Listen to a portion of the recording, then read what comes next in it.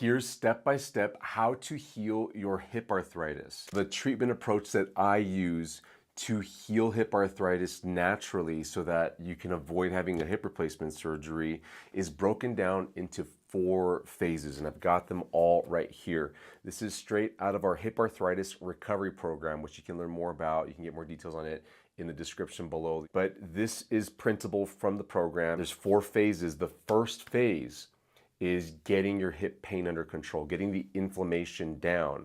And what's entailed in this phase, if you can't be on your feet more than 10 minutes, you have pain at night, that's 4 or more days per week, or if you have pain at rest 4 or more days per week, or if you have stiffness in the morning that's more than 30 minutes, then you fall into this phase and you need to be doing certain treatments from this phase. And the treatments, just to summarize them, are more so about just calming everything down. It's doing stuff like massage, making sure that you do some very easy exercises that don't aggravate anything.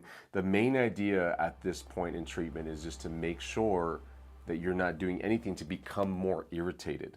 You don't want to do any exercises that make the hip pain worse. This is the mistake that people make, is they might hear somewhere on the internet or even be guided by a healthcare professional to do a certain exercise that's supposed to help with hip arthritis, but it's the wrong time to do it.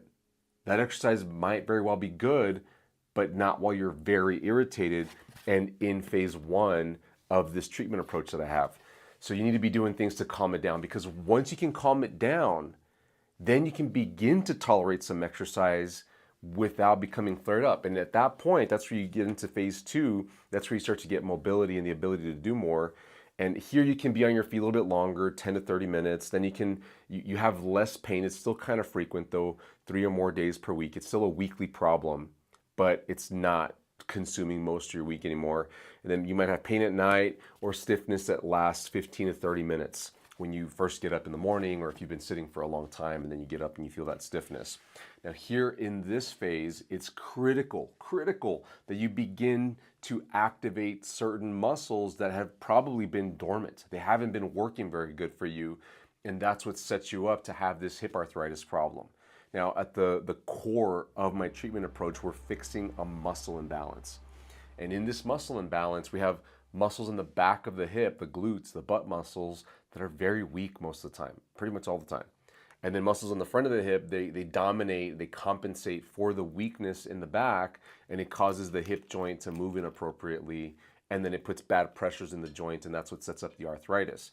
So we have to fix the glutes. We have to get them to just turn on. And this is a huge mistake at this point, is a lot of people go do exercises. They'll go do gym exercises, physical therapy exercises, stretches, all kinds of things. And rarely ever throughout the exercise process do they actually get a good glute activation. I mean, to where you feel your glutes working and then getting tired on top of that. That is a critical piece that's missing in most treatment plans, natural treatment plans, to heal hip arthritis. And when you do that, when you fix the glutes, when they start to work right, now you have a shot, you have a chance at beginning to align the ball and socket joint better to reduce the bad pressures in the hip joints that are leading to your hip arthritis problem. This is why I tell people, even stop walking. Don't walk.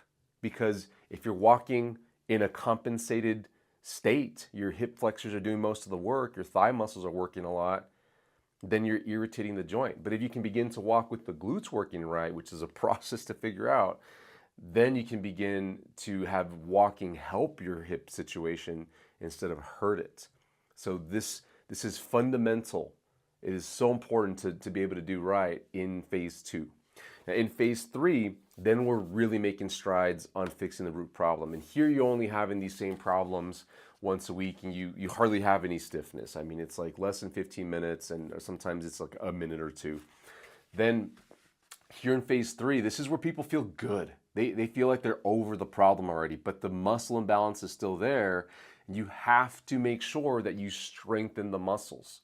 This requires fatiguing those glutes. And there's other muscles that I'm not talking about here. There's other muscle imbalances, but for the sake of this video, the glutes is the main thing. If you can get the strength up in your glutes and get it to become in the right balance, because usually the hip flexors are way stronger, they're dominant, glutes are weak, but we need this to happen. As they even out, then you become in the right balance, and then your ball and socket joint, it aligns right. It's centered in the socket. The ball gets right in the proper position for the right movement to happen. The hip joint is designed to take pressures. That's what it's built for. But when the alignment's off, that's when you start to get bad adaptations because of the pressures, the bad pressures going through the joint. So once we get the alignment right, then you can strengthen properly, and that's what allows you to move into the fourth phase, which is the maintenance and strengthening phase, because you still have to strengthen a bit more. The biggest mistake people make with hip arthritis is they don't adequately strengthen the glute muscles and other muscles too.